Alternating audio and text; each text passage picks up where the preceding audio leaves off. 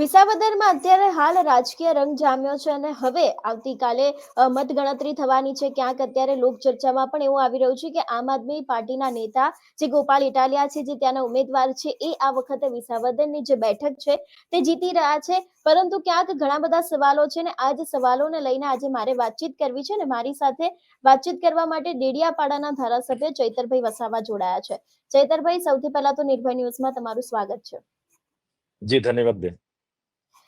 ચૈતરભાઈ, શું કહેવા માંગો છો? તમે પણ વિસાવદર છો અને આની પહેલા પણ ગયા હતા અને હવે ક્યાંક ગોપાલ ઇટાલિયાનું નામ ચર્ચામાં આવ્યું છે કે આ વખતે વિસાવદરથી વિધાનસભા ગોપાલભાઈ ઇટાલિયાને જીતાડવાના છે. શું કહેવા માંગો છો? બેન, તમે ખૂબ સારી રીતે જાણો છો, ગુજરાતમાં એક માન્યતા હતી કે ગુજરાત એટલે ભારતીય જનતા પાર્ટીનું ગઢ, નરેન્દ્રભાઈ અને અમિત શાહનું ગઢ. એમાં કોઈ ત્રીજો મોરચો ના ચાલે ને એમાં કોઈ ત્રીજો વિકલ્પ ના હોય.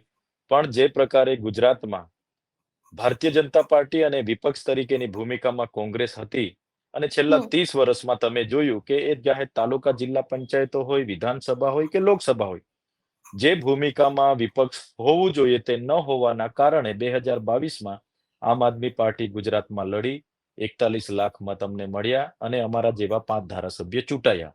એમાંથી એક ધારાસભ્યને, આમ તો અમે બધા ચૂંટાયા એટલે તમને તો બધાને ખબર છે, અમને પણ CR પાટીલની ગાડીઓ અમારા ઘરે આવીને લઈ જતી હતી. 2-3 વાર અમને 3 વાર એમના ઘરે બેસાડ્યા, 1 વાર ગાંધીનગર બેસાડ્યા. અમને પણ સામ દામ દંડ ભેદ નીતિની એમની જે ભાષા હોય છે તે કરી. પણ અમે એક જનતાના વિશ્વાસ સાથે રહ્યા અને આજે પણ ગુજરાતની જનતાનો વિધાનસભામાં અવાજ બનીએ છીએ. જે લોકોએ પ્રતિનિધિત્વ કરવા માટે અમને ચૂંટેલા છે એમનો અવાજ અમે બનીએ છીએ. ગ્રાઉન્ડ પર ચાહે કોઈ પણ અન્યાયની વાત હોય અમે ઉભા રહીએ છીએ.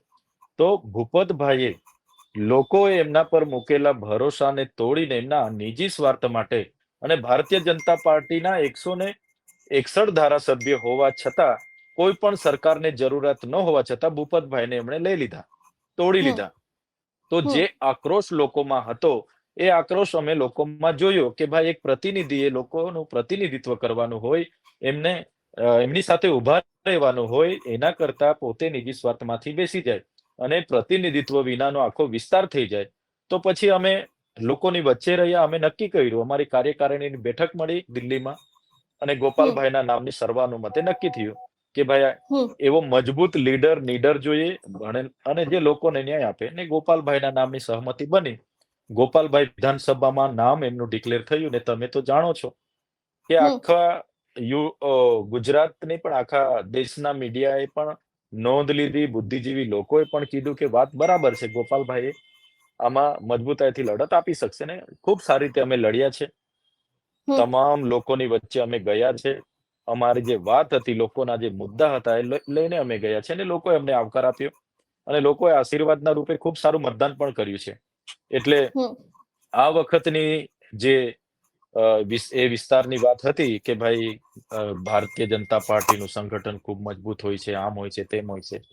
એમણે ભરપૂર પ્રશાસનનો ઉપયોગ કર્યો, દારૂનું રેલમછેપ કરી, પૈસા એટલા બધા આપ્યા છતાં લોકોએ ઈમાનદારીથી ગોપાલભાઈને સ્વીકાર્યા છે અને પોતાનો મત આપ્યો છે. આવતીકાલે જે મતગણતરી છે, અમે પૂરા દાવા સાથે અને પૂરી જવાબદારીપૂર્વક કહીએ છીએ કે ગોપાલભાઈ જીતીને વિધાનસભામાં આવે છે.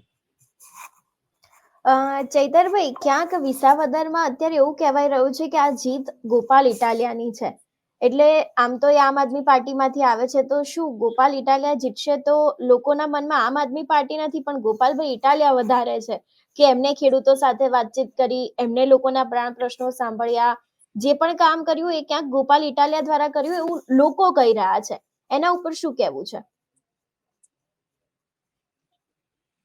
ગોપાલભાઈ અમારા પૂર્વ ગુજરાત પ્રદેશના પ્રમુખ હતા અને ગોપાલભાઈ રાષ્ટ્રીય